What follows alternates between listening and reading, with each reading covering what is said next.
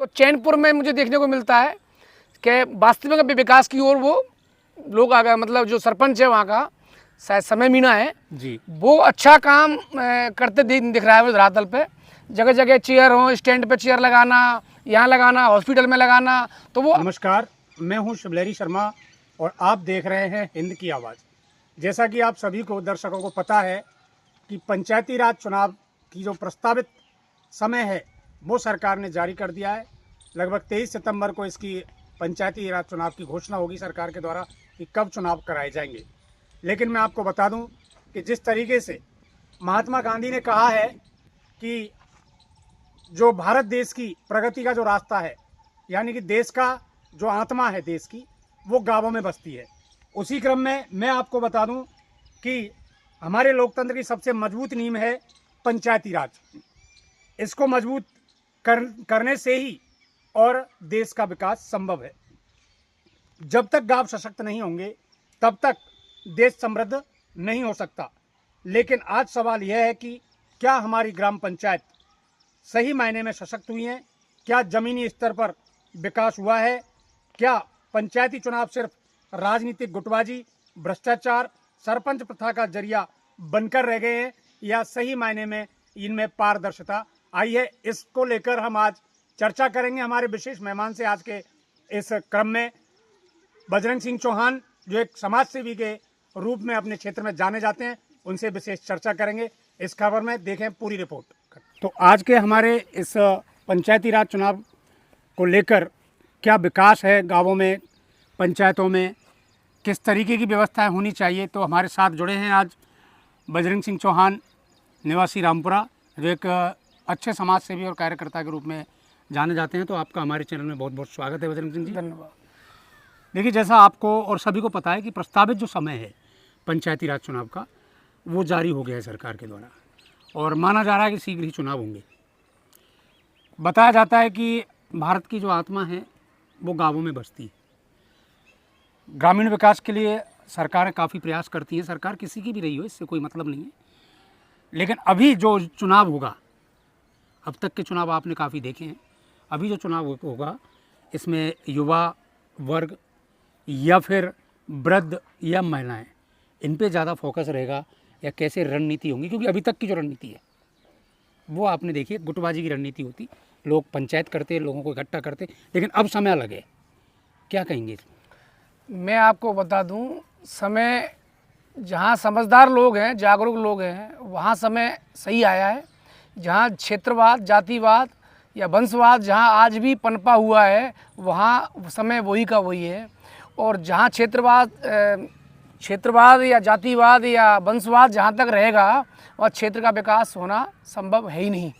उस क्षेत्र का विकास कभी नहीं हो सकता, क्योंकि जो जिसका बाहुबल तेज है और ये पैसे में तेज है, या उसका वंशवाद, परिवार ज़्यादा बड़ा है, समाज ज़्यादा बड़ा है, और क्षेत्र का जो प्रतिष्ठित व्यक्ति अपने आप में माना जाता है, वही व्यक्ति चुनाव में मैदान में आता है, चाहे वो कितना ही भ्रष्ट हो। मैंने अब तक के पंचायतों में चुनाव देखे हैं, लगभग 5-6 चुनाव में देख चुका हूँ। मेरी 40 साल की उम्र है आज। मैंने आज तक एक व्यक्ति ऐसा नहीं देखा जो अपने घर से समाज सेवा करने के लिए निकला हो। समाज सेवा बाद में है, पहले घर की सेवा की बात करता है। राजीव गांधी का सपना था कि 100 रुपये यहाँ से चलते हैं और 15 पैसे धरातल पे जाके लगते हैं।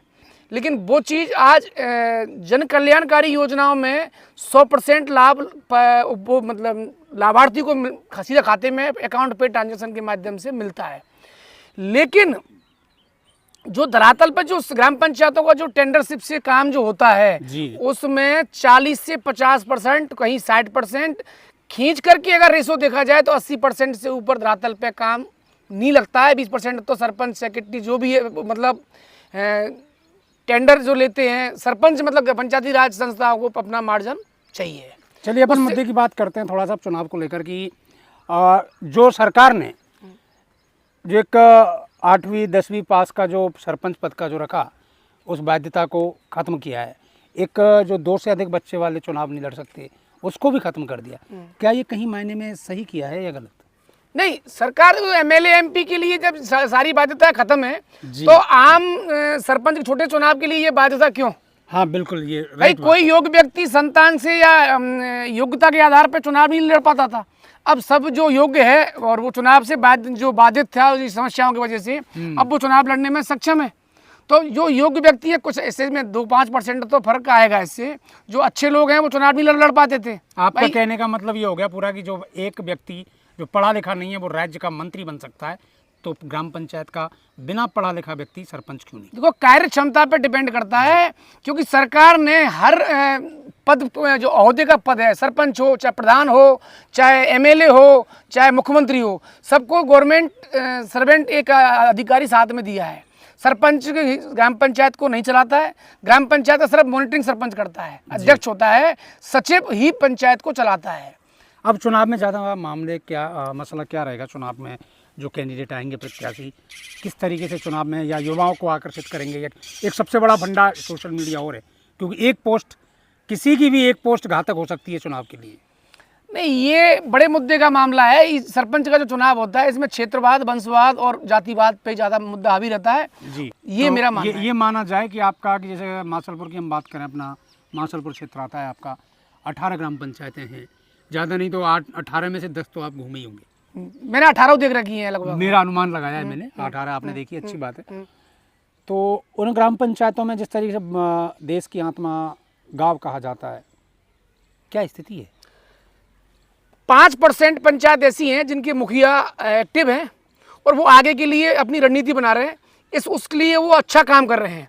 जैसे मैं निकलता हूँ तो अपने आगे के लिए बीज बो रहा है, तो वो लगभग 80 से 90% काम सही कर रहा है मेरी नज़र में।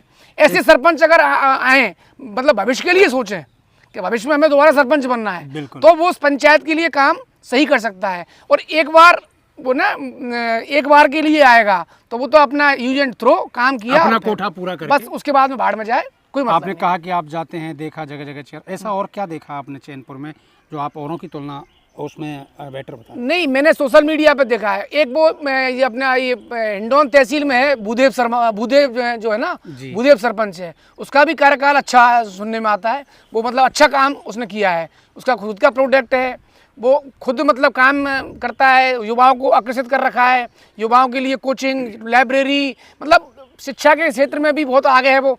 अब हमारे पंचायत में आज तक ऐसा कोई सरपंच नहीं आया जो शिक्षा के लिए अग्रसित हो, शिक्षा के लिए अग्रिम कदम बढ़ाए, बच्चों के लिए शिक्षा।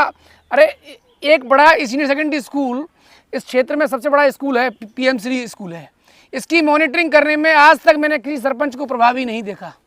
और तो और खुद के गांव के स्कूलों को भी नहीं चलाने में सक्षम नहीं है सरपंच, क्योंकि उसको कि वो उसके बारे में उनको जानकारी नहीं है।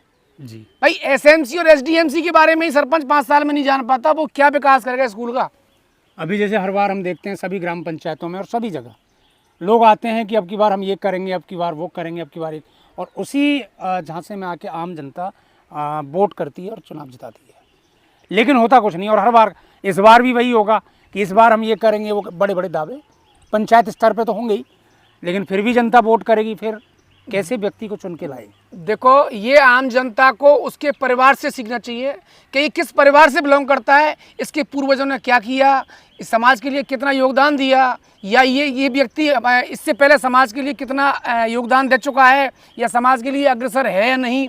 ऐसे व्यक्ति को चुन के अगर साथ में आप लाओगे तो 100 में से 100% नहीं तो 90% तो वो काम समाज के लिए करेगा।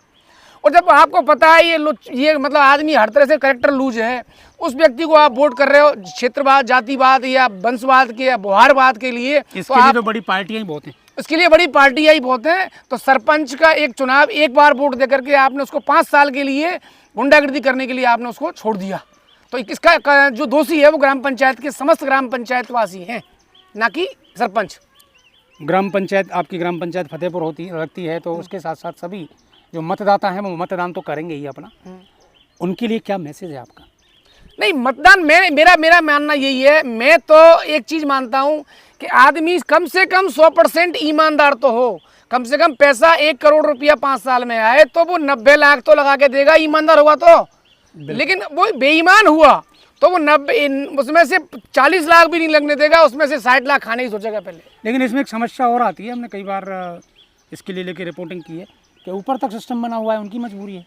जब आप चोरी करोगे तो सामने ऊपर वाला अधिकारी आपसे नहीं छोड़ सकता। जब आप ईमानदार हो तो अधिकारी को 6 मिनट सोचना पड़ेगा कि मैं पैसा कहाँ से लूँ। इसमें भाई साहब वो खुद कह देगा कि साहब 1 लाख रुपया आया है, इसमें 90,000 तो मैंने लगा दिए, तो वो 1,000-2,000 में मान जाएगा। और जब आपने 1 लाख में से 40,000 रुपये अगर खाए हैं तो वो भी 30,000 मांगेगा। तो टिट फॉर टेट जैसे को तैसा ऑटोमेटिक मिल जाता है। और तो साफ तौर पे आपका कहना है मतदाताओं का कि अपने बच्चों की शिक्षा भविष्य को देखते हुए और क्षेत्र के विकास को देखते हुए एक अच्छे गुणवान और 100% ईमानदार व्यक्ति को ही मतदान करें, जिससे आपके क्षेत्र का और बच्चों का भविष्य सुधरे। बच्चों में मेरा मतलब शिक्षा के लिए अपने जैसे गरीब परिवार के बच्चे ग्रामीण परिवेश में निवास करते हैं, भाई पैसे वाला तो करौली, हिंडौन, जयपुर जहाँ भी अपने बच्चों की पढ़ाई करा लेगा। तो गरीब आदमी अपने बच्चों को कहाँ पढ़ाने जाएगा। अब SDMC की बढ़िया मॉनिटरिंग करे। अब स्कूल में स्टाफ की कमी है तो स्टाफ की कमी 10 से 15 या 20,000 रुपये मंथली में टीचर मिल जाता है। अगर पर बच्चे SDMC की मीटिंग करके और भाई स्टाफ की कमी है तो 5 टीचरों को लगा लें तो 500 रुपये महीने से 6,000 रुपये बैठते हैं। 6,000 रुपये पर बच्चे से आप ले लो, 8, 9, 10, 11, 12 4 क्लासों के। और बढ़िया वाली प्राइवेट स्कूलों में, संस्थानों में जो पढ़ाई नहीं हो रही वो 6,000 रुपये बैठते हैं 12 महीने के। तो 6,000 रुपये मतलब इनमें से 5,000 मान लो आप, 5,000 पर बच्चे से ले लो। किसी पर नहीं है तो वो सरपंच उसमें 1,00,000-2 लाख अपने बजट में से लगा दे, अगर सक्षम है, बढ़िया ईमानदार आदमी है तो उससे आप ये बताओ बच्चे बेचारे जो गरीब परिवारों के बच्चे हैं वो काय को करौली, हिंडौन 2,000-3,000 रुपये कमरा ले अपनी गरीब स्थिति में कर्जा करके पढ़ा रहे हैं बच्चों को। तब साइंस मैथ संघ का है, फतेहपुर के अंदर है, स्टाफ नहीं है तो लेक्चर भी ला सकते हैं अपन। 20,000 में आज बढ़िया लेक्चर इसमें प्राइवेट काम करने में सक्षम है। शिक्षा सर्वगुणों तो वो कम से कम शिक्षा पे तो ध्यान दे कि गरीब सारे परिवेश के जो बच्चे हैं वो कम से कम शिक्षा तो उनको निःशुल्क मिले, और वो भी गुणवत्तापूर्ण। गुणवत्ता में कहीं कमी नहीं है गवर्नमेंट स्कूलों में। लेकिन कमी किसकी है? मॉनिटरिंग की। अध्यापक कमी है, अध्यापक कहीं मतलब 2 अध्यापक कम है, कहीं 5 कम है। तो वो SMC हो चाहे SDMC हो, भाई बच्चों के पेरेंट्स को बुलाया जाए, उनसे मीटिंग लिया जाए। मीटिंग लेने के बाद में हर चीज़ का समाधान है। गवर्नमेंट आपसे पैसा नहीं मांग रही है, सिस्टम पूरा गवर्नमेंट लगा रखा है। भाई टीचरों की उपलब्धता तो गवर्नमेंट के हाथ में नहीं है। अच्छा, अभी आपकी ग्राम पंचायत में जैसे कहा आप कि 5 से 6 चुनाव आप देख चुके हैं, कितना बदलाव लगा इन 6 वर्ष के 5 वर्ष के कार्यकाल में चुनावों में? मुझे तो बदलाव 0% लगा। सिर्फ जिसको सरपंच बनाते हैं वो अपने गांव परिवार को पहले सोचता है, उसके बाद गांव, उसके बाद क्षेत्र। ये क्षेत्र की बात बाद में करेंगे, पहले ये सोचेगा वो हमारा क्या तो हम क्यों। अब क्या हावी रहेगा, एक लाइन में मुझे जवाब दे दो, अब की चुनाव में क्या मामला हावी रहेगा आपकी ग्राम पंचायत? मेरे हिसाब से तो इस पंचायत में कोई सुधार होने वाला नहीं है। हमारी पंचायत में तो नहीं, वोटिंग में, चुनाव प्रचार में क्या मामला हावी रहेगा? वो क्षेत्रवाद ही हावी रहेगा और जातिवाद, 2 ही चीज रहेंगी हावी। तो देखा जाए तो ये चीजें तो सभी पंचायतों में ही हावी रहेगी। नहीं, वो सब पंचायत ऐसी नहीं हो सकती, वैसा नहीं है, हर जगह एक सब नहीं है। लेकिन यहाँ फतेहपुर पंचायत तो शुरू से ऐसा ही रहा है। यहाँ भेड़ चाल है जी, जहाँ ये गिरते हैं आदमी को नहीं देखते हैं। हाँ, ये ज़्यादा कितना भी गंदा आदमी हो उसको जनप्रतिनिधि बना देते हैं। मतलब